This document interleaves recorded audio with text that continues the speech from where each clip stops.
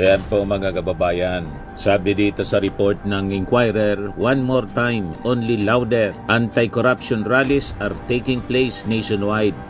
Bukas po, Sunday, November 30, barbed wire and barricades are already set up in front of the Minjula Peace Arch in Manila in preparation for the nationwide anti-corruption rallies Sunday, November 30. UAAP, mga kababayan, 2025, may chanting ng ikulong na yan, mga kurakot. May nagsisigawan, chanting po na ikulong na yan, mga kurakot. So sabi nga mga kababayan ng ating Pangulong Bongbong, dapat na kahit si Tito Sen po, sabi rito sa report ng Politico News noong July 21, 2025, grabe, Tito Soto shocked by Senate insertions in 2025 national budget.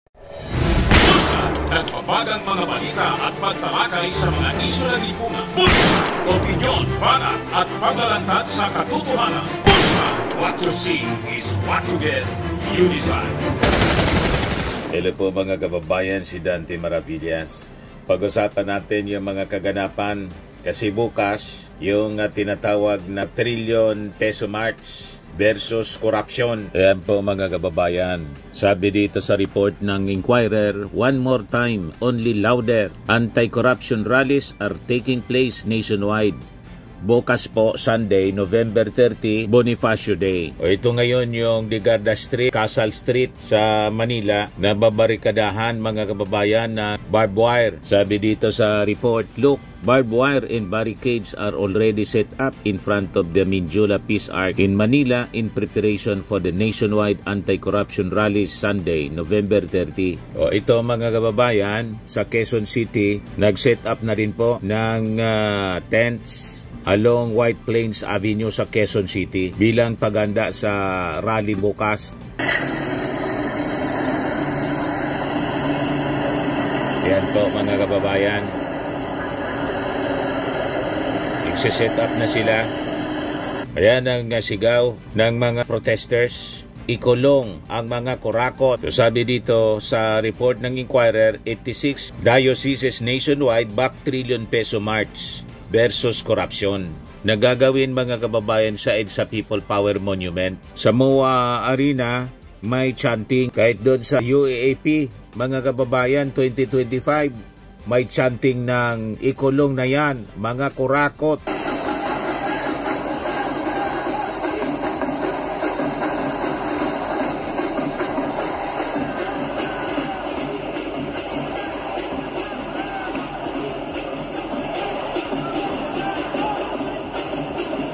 In-invade po, pati yung UAAP 2025 sa MOA Arena, may nagsisigawan, chanting po na ikulong na yan, mga kurakot. So sabi nga mga kababayan ng ating Pangulong Bongbong, dapat nating tandaan, siya po ang nagsimula nito. Kailang may mga grupo na talagang intentionally ginugulo, kino-confuse nila ang mga tao, dinadamay pati yung ating Pangulong Bongbong Marcos. May sigaw silang Marcos, panagutin. Paanong panagutin yung ating Pangulo? Hindi man siya dito involved. Siya nga yung nag-expose mga kababayan ng korupsyon sa flood control na nagsimula mga kababayan sa controversy ng insertions. Na yan po yung ating magiging topic kasi gulong-gulo na po ang kwento. So kailangan nating linawin ito. Kasi po gusto nilang idamay yung mga hindi man dapat dinadamay. At yung mga sangkot, totoong sangkot mga kababayan, parang nalilihi sa kanila yung dapat na accountability, yung mga dapat na managot. Di, ang tanongan niya, Mr. Maravillas, sino dapat? Sino-sino mga personalities ang dapat na, totoong dapat na managot? Yung mga nasa likod po talaga ng insertion. Doon niya nagsimula po. Doon nagsimula ang maniobra. At doon nagsimula ang punot dulo ng kickback. Mga kababayan, at ang dapat mga kababayan na tinutumbok yung mas malaki na insertion ng Senado, yung 142 billion insertions. Dito po dapat nakatutukan na tensyon. Nasyak po, kahit si Tito Sen po, sabi rito sa report ng Politico News noong July 21, 2025, grabe, Tito Soto shocked by Senate insertions in 2025 national budget. Yan po ang kwento na pilit na pinagtatakpan, ginugulo po ang tinuturo si Martin Romualdez. Yung sa Congress po, mga kababayan, na sinasabing insertion, 100 billion, alin ang malaki? 100 billion, 142 billion. Sabi ni Tito Sen, this is scandalous and excessive. Yan, sabi ni Tito Sen, this was how Senator Vicente Tito Soto III described the alleged 142.7 billion in budget insertions that Senate President Francis Chis Escudero and other senators supposedly made in the 6.2 trillion spending program this year, which included a whopping 1.1 trillion allotment for the Department of Public Works and Highways. May mga kasabwat sila po na sindikato sa Department of Public Works and Highways. Kaya dinidiscuss natin ito kasi bukas may rally. Dapat alam ninyo kung sino ang dapat kondinahin. Dapat malinaw yun sa inyo. Ang tinuturo ninyo si Martin Romualdez tapos yung ating Pangulong Bongbong Marcos. Sabi ni Ping Lacson, imposible man na niya na mismong yung Pangulo ang mag-insert ng 100 billion pesos at inutusan pa niya si Saldico. Ba't uutusan ng ating Pangulong Bongbong Marcos si Saldico? Gusto kasi nila sabi si Martin Romualdez para maituro yung ating Pangulong Bongbong Marcos. Kaya ang sigaw po sa mga rallies, misinform sila kasi mga kababayan because of propaganda. Ginugulo ang kwento. Kaya ang sigaw nila, Marcos panagutin, o Marcos singilin. Ba't sisingilin ninyo yung ating Pangulong Bongbong Marcos na siya yung nag-expose nito? Di ba? Malinaw ang kwento rito sa Politico News. Scandalous and excessive. Yung insertions ng Senado, 142.7 billion in budget insertion that Senate President Francis Chis Escudero and other senators supposedly made in the 6.2 trillion spending program. Kaya sabi ni Tito Sen, grabe, excessive is the word. Amendments by the Senate in the past never ran into billion of pesos, especially if it involves the DPWH, sabi po ni Tito Sen. It's scandalous, to say the least, sabi po niya. More so when these amendments came from budget cuts from DepEd and the DOH. So sabi ni Tito Sen, we will surely look into it and investigate. May sindikato po sa DPWH na kausap sila. A DPWH syndicate run a billion peso racket in Bulacan. Sabi po ng mga contractors. Kaya dapat maintindihan natin kung magsisisigaw-sigaw kayong mga kurakot kulong na yan. Dapat alam ninyo, identify ninyo kung sino yung sinasabi ninyong mga kurakot ikulong na yan. Hindi yung kung sino-sino mga pangalan ang sinisigaw ninyo. Iba po. Ang nakapirma doon sa malinaw sa BICAM report. Wala si Martin doon. Nandun po si Chis Escudero, other members of the Senate sa Finance, tapos sa Congress, yung Chairman Committee on Appropriations, si Saldico, and other members na Finance, Appropriations Committee. Wala man doon po si Martin Romualdez. Kaya malabong isabit po ninyo sa mga pagsigaw-sigaw ninyong mga kurakot, ikulong na yan. Ikulong ninyo yung mga sangkot talaga. Di ba? Yun ang papanagutin ninyo. Hindi yung pati yung ating Pangulong Bongbong dinadamay ninyo. So lumalabas po sa mga documents sa investigasyon ng Senado, ang network po ni na Chis at saka ni Saldi ang talaga pong nasa likod ng insertions.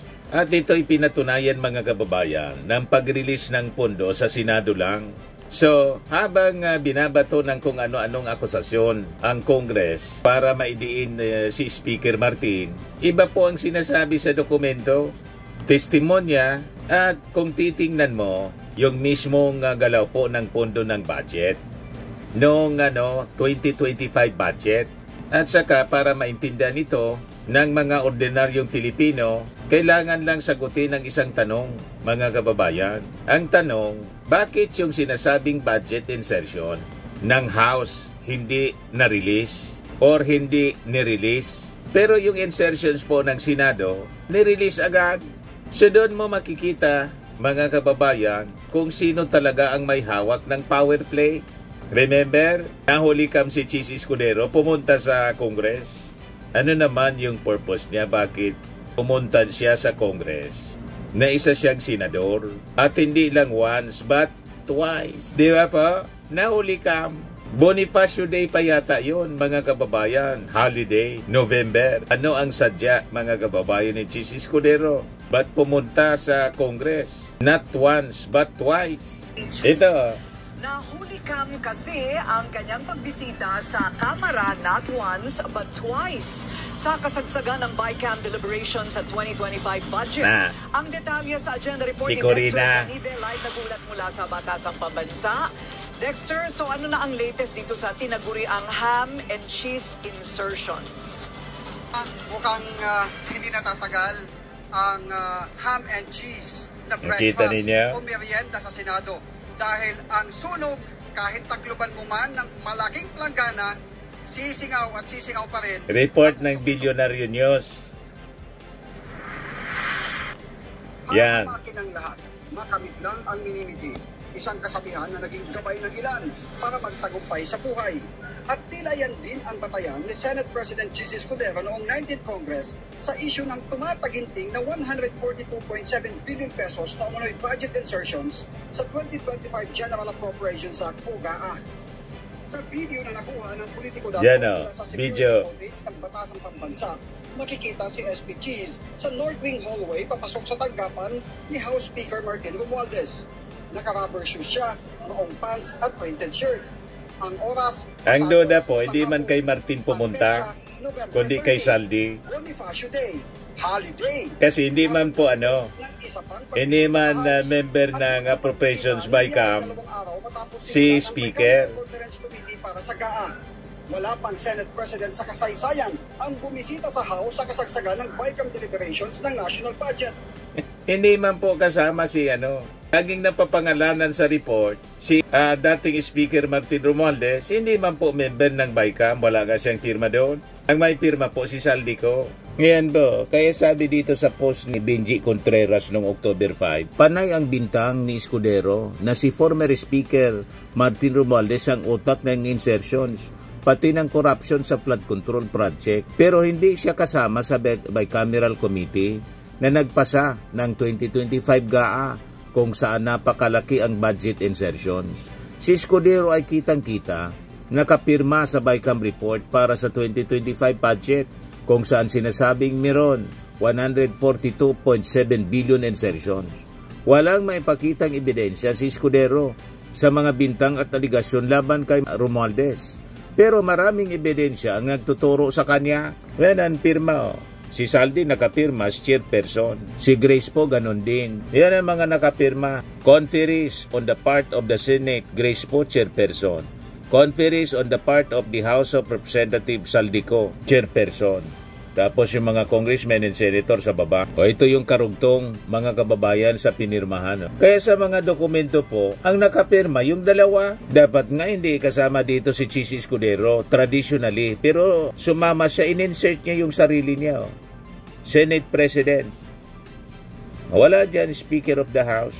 Kasi hindi man traditionally member ng BICAM yung Speaker at saka Senate President. So mali po ang mga sigaw-sigaw ninyo na mga kurakot, ikulong na yan, binabanggit yung pangalan ni Speaker, binabanggit yung pangalan ng ating Pangulo. Ang banggitin ninyo, itong mga nakapirma rito. At yung mga itinuro na mga witnesses, tulad ni Jose Roberto Bernardo.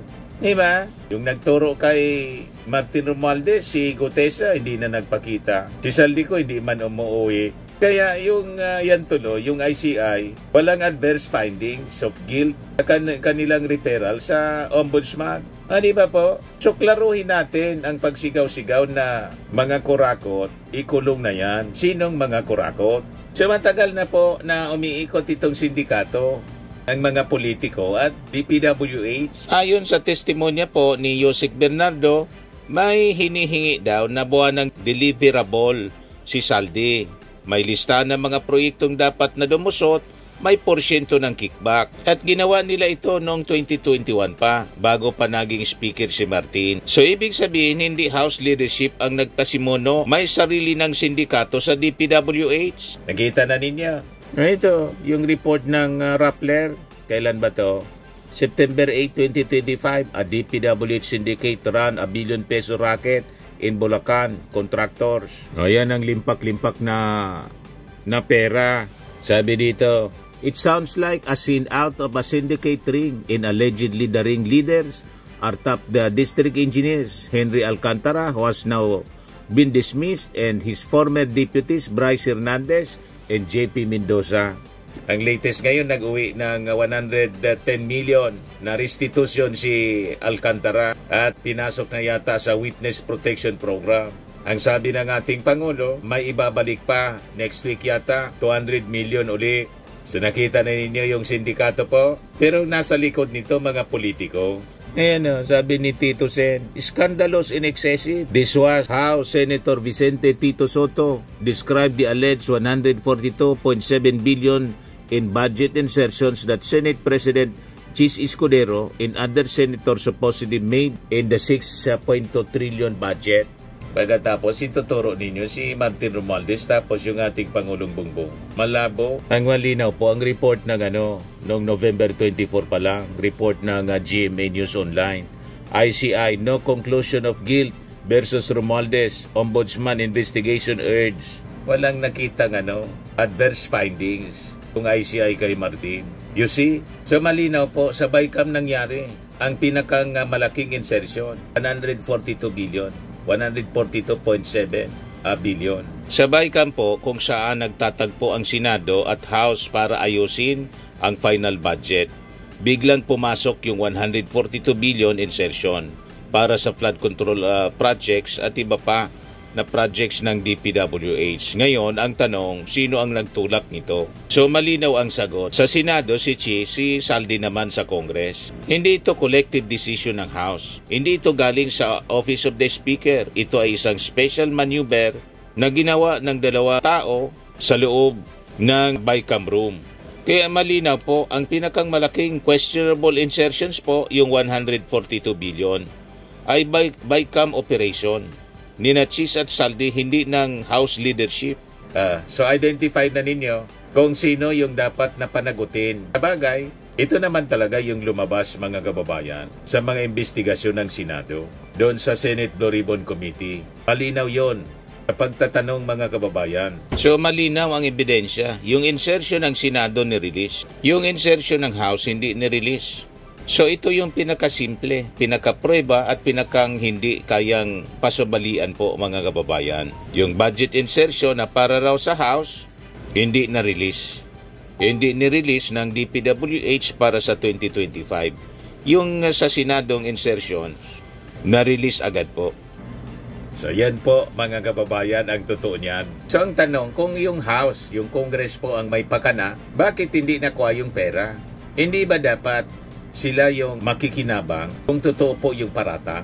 Pero, ang nangyari, based on records, base sa mga lumabas na testimonya, sa dokumento, Senado ang naglabas, Senado ang nabigyan. Senado yung narilisan. So, dyan pa lang po, mga kababayan, bagsak na yung narrative na yung House ang mastermind. Yan ang pinapalabas nila sa kwento, sa mga propaganda nila. Ito yung malinaw na kwento galing sa Billionaire News Channel. Chis Senate allies behind 142 billion insertions in the 2025 national budget. Topping the list of provinces that allegedly received most of the budget insertions is Bulacan, the home province of Escudero's trusted ally, Senator Joel Villanueva, who will likely reclaim his previous post as Senate Majority Leader when the 28th Congress opens on July 28. Sorsogon Escudero's home province was next in the list with more than 9.1 billion pesos in infrastructure projects. Rounding up the 10 areas that received bulk of the allotments were Mindoro 8.4 billion, Batangas 7.3 billion, Davao 7.2 billion, Misamis Occidental 6.5 billion, Quezon 5.9 billion, Cavite 5.6 billion, Valenzuela City 4.2 billion, and Cebu 4 billion. Yan ang records ng Senado. Nagpiesta po sila. Pagkatapos ituturo nila si Martin. Malinaw po yung records Martin Romualdez. Zero po yung ebidensya. No conclusion of guilt. Sabi po ng ICI kay Martin. Huwag kami mga protesters. Kung sino-sino tinuturo ninyo, sisigaw ninyo, Marcos singilin. Wala kayong sisingilin sa ating Pangulong Bongbong. Lalo na kay Martin. Wala man nakitang guilt. Walang ebidensya. Walang dokumento na magtuturo. Kwento lang po ni Gutesa. Fake pa yung affidavit, yung notaryo. Tapos nagtago na. Si Saldi ayaw umuwi. Nag-record lang po ng video. You see? Sabi ng mga legal expert, walang weight, walang legal value yung mga aligasyon. You see? So sa DPWH and contractor testimonies mga kababayan, sabi nila, Senado ang source. Paulit-ulit po ang kwento, galing sa Senado ang proponent list. May nagpapalakad sa Senado bago pumasok sa DPWH. Sabi, si Saldi ang nagbigay ng instruction kay Bernardo. Sa BICAM nang galing ang malaking dagdag. Wala ni isang witness na nagsabi galing kay speaker ang insertion. Ni isa wala.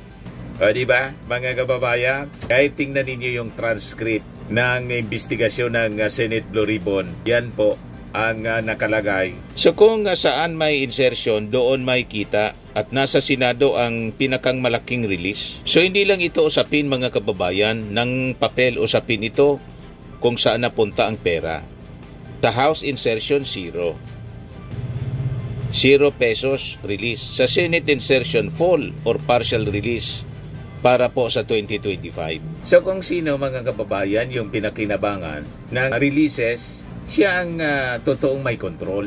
At hindi yun House, hindi yun Speaker. Ito'y po yung Senate block sa pangunguna po ni Chis Escudero and coordinated kay Saldi as Chairman Committee on Appropriations sa House. Kasi sila yung nag-usap-usap po sa BICAM. Alaman doon si Martin, hindi nga kasama kaya walang pirma. Naintindihan na ninyo. So ang bottom line mga kababayan para sa mga ordinaryong Pilipino, ang kickback scheme ayon kay Yusek Bernardo, kay Saldi ko galing. Ang 142 billion insertion sa BICAM pinasok ni Chis at Saldi. Ang proponent list galing sa Senado, hindi sa Office of the Speaker. Ang budget na para sa House hindi na-release kahit piso. Ang insertion ng Senado na-release agad para sa 2025. Ang ICI report, walang nakitang kahit anong ebidensya laban kay Martin. Yan malinaw sa report ng GMA News Online.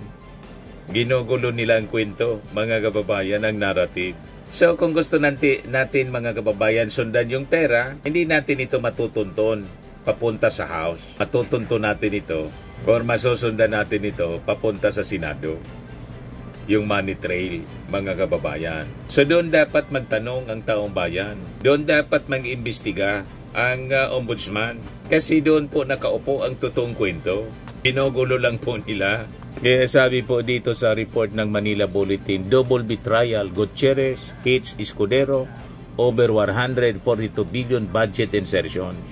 Yan July 24, 2025. Former Vice Presidential Spokesman Barry Gutierrez has strongly condemned Senate President Chis Escudero for the alleged 142.7 billion worth of insertions in the 2025 budget.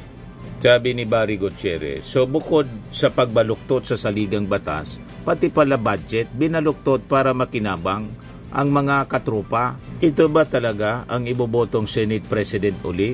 Sabi po ni Barry Gutierrez. Nakita na ninyo ang totoong kwento mga kababayan. Inaayos natin ang kwento kasi matindi po ang propaganda. Talagang ginugulo nila ang kwento para mapalayo sa kanila ang kontrobersya at gusto nilang ituro yung mga kalaban nila sa politika. Ngayon nilang ituro yung sarili nila. Pero ang dokumento po nagtuturo sa kanila mismo. Napakalinaw. Ngayon sabi ni Ping Lacson, almost all senators had insertions in the 2025 budget. Kaya marami po sa mga senador ang malamang makulong sa pagpapatuloy ng investigasyon dito po sa flood control scandal na dapat bigyan natin ng commendation yung ating Pangulong Bongbong Marcos. Kasi siya po ang nag-expose nito. Siya nagsimula at ang sabi ng ating Pangulo, ako nagsimula nito, tatapusin ko to. Kaya mali po ang inyong mga sigaw-sigaw dyan sa protesta. Marcos singilin. Walang kinalaman ng ating Pangulong Bongbong. Ganon din po si Martin Romualdez. Pinopolitika nila kasi gusto nilang ibagsak ang Marcos administration at iupo si Sara Duterte. Yan ang pinakang malinaw na agenda nila mga kababayan. Firmax Firming and Lifting Cream, pinapahid po sa mga pulses in affected area. Mainam po sa paninigas ng mga kaso-kasuan. Ito naman po, Automax Radiant Serum. Sa mukha naman yung application. Anti-aging po siya. You will look 10 years younger than your age. Sa mga cancer patients naman po, baka lang gusto ninyo itong itry. Neng siya red mixed fruit drink. Hindi mo po siya gamot, food supplement siya. Kaya lang, gawa siya mga kababayan sa goji berry. Yung goji berry may anti-cancer properties. O ngayon, yung mga inquiries ninyo, dumiritso na lang kayo sa aming messenger sa Facebook para masagot namin agad. Ayos pa? Ayos na ayos niya, Mr. Maravilla. Sa mga naghanap po ng malinis and spacious fitness gym, pumunta lang po kayo sa aming Colossal Fitness Gym. May Grab car rental din po kami. But anyway, ito po pala yung aming bagong product na binibenta online. I am worldwide amazing pure organic barley powdered drink mix from Australia. Negosyo to ng aking anak na architect entrepreneur Riz Maravillas. Ayan po. Kontakin na lang po ninyo siya, Riz Maravillas on Facebook. Ang mga health benefits niya, boost immunity, improves digestion, enhance energy levels, packed with antioxidants, prevent cancer. Ito naman po yung bago naming product na binibenta online. Eye Glow Serum, whitening po siya. Tingnan ninyo yung epekto sa aking anak na architect before and now. Yung mga inquiries po ninyo, dumiretso na lang kayo sa kanyang Facebook account, Riz Maravillas.